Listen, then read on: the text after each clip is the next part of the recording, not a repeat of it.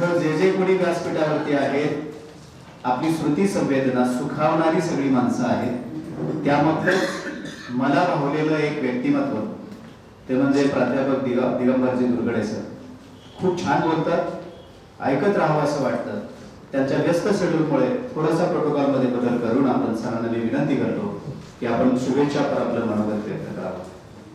आजच्या पुस्तकाच्या प्रकाशन कार्यक्रमाच्या निमित्ताने व्यासपीठावर उपस्थित असणारे आपण सर्वांचे मार्गदर्शक आणि महाराष्ट्रामध्ये जे हाताच्या बोटावरती मोजता येतील अशा प्रकारचे जे कर्ते सुधारक, विचारवंत आणि प्रत्यक्ष कृतीमध्ये त्या विचाराला दिशा देणारे, नाही तर बऱ्याचदा विचार मांडणारे बरेच सापडतात पण प्रत्यक्ष कृती करणारी माणसं मात्र त्या ठिकाणी नसतात. पण माझ्या दृष्टिकोनातून अत्यंत आदराचे, महाराष्ट्रामधलं अत्यंत आदरणीय स्थान म्हणजे डॉक्टर श्रीपाल सबनीस सर. मी तर बँकेमध्ये वेगवेगळ्या कार्यक्रमाला गेल्यानंतर त्यांचं ऐकतच जातो आणि त्यांच्याकडनं जे ऐकतो तेच आम्ही बाहेर मांडायचा प्रयत्न करत असतो. ते खऱ्या अर्थाने साहित्य संमेलनाचे अध्यक्ष, त्यावेळेचे भाषण तुम्ही सगळ्यांनी त्या ठिकाणी ऐकलेत. खरं तर आज अशा प्रकारचे ऐकण्यासारखी माणसं फार कमी राहिलेत. त्याच्यामधलं एकमेव का हाताच्या बोटावरती मोजता येतील अशा नावापैकी एक डॉक्टर श्रीपाल सबनीस सर.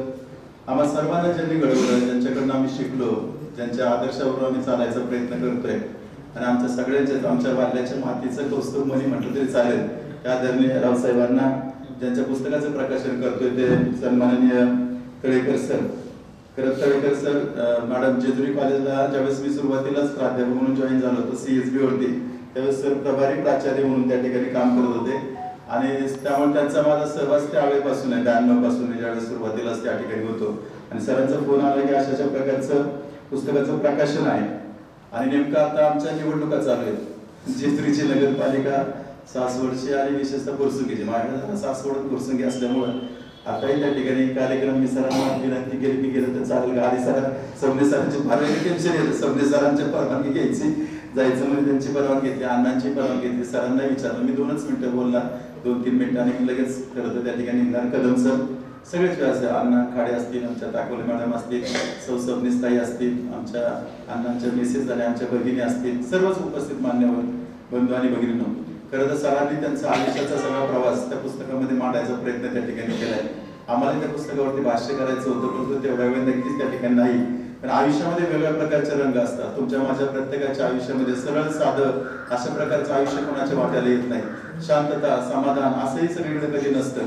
कधी शांतता असते, कधी अतृप्ती असते, कधी समाधान असते, कधी वेदना असतात, कधी राग असतो.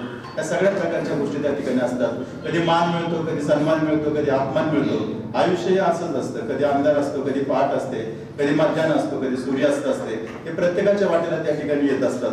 सूर्योदय असतो तर सूर्यास्त असतो, एंट्री असते ते एक्झिट असते.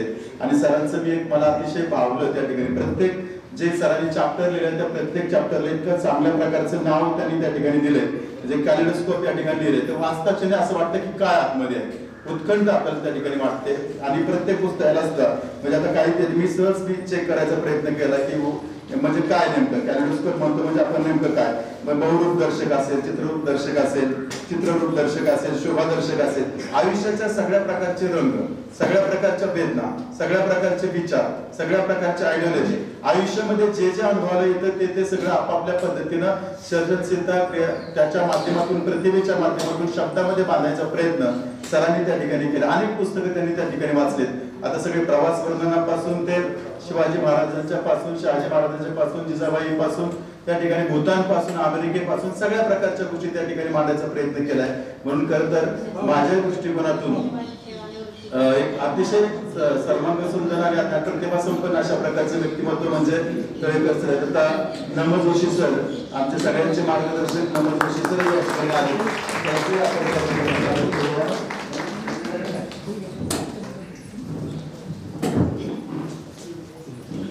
त्यामुळं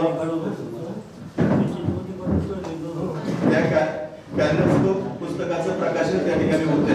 त्या प्रकाशनाला मी मनापासून त्या ठिकाणी शुभेच्छा व्यक्त करतो. आणि रिटायर झाल्यानंतर आयुष्य कशा प्रकारचे जगलं पाहिजे त्याच्याबद्दलचा एक लेख त्यांनी त्याच्यामध्ये लिहिण्याचा प्रयत्न केलाय. खंडोबापासून म्हणजे जीवनाच्या वेगवेगळ्या अध्यात्मापासून विज्ञानापर्यंत, वाचनापासून ते तंत्रज्ञानापर्यंत, साहित्यापासून प्रवास वर्णनापर्यंत सगळ्या प्रकारच्या गोष्टी, सगळ्या प्रकारचे रंग त्या पुस्तकामध्ये भरण्याचा प्रयत्न तर तळेकर सरांनी त्या ठिकाणी केलाय. पुस्तक वाचल्यानंतर त्या संदर्भातला अनुभव नक्कीच येईल. मी फार न बोलता एवढं सांगतो की सर तुम्ही या वयामध्ये किंवा त्या ठिकाणी तुम्ही रिटायर झाल्यानंतर सुद्धा अत्यंत उत्तम पद्धतीने तुम्ही लिहिण्याचा प्रयत्न करतात, अनेक पुस्तकं त्या ठिकाणी लिहिताय आणि आपण आयुष्याला सामोरं जात असताना, आयुष्याच्या संधीला त्या ठिकाणी जात असताना किती एनर्जेटिक आपण असलं पाहिजे, किती वैचारिक त्या ठिकाणी असलं पाहिजे आणि प्रत्येक गोष्टीला किती सहजतेने सामोरं गेलं पाहिजे हे त्या लेखातून पाहायला मिळतं.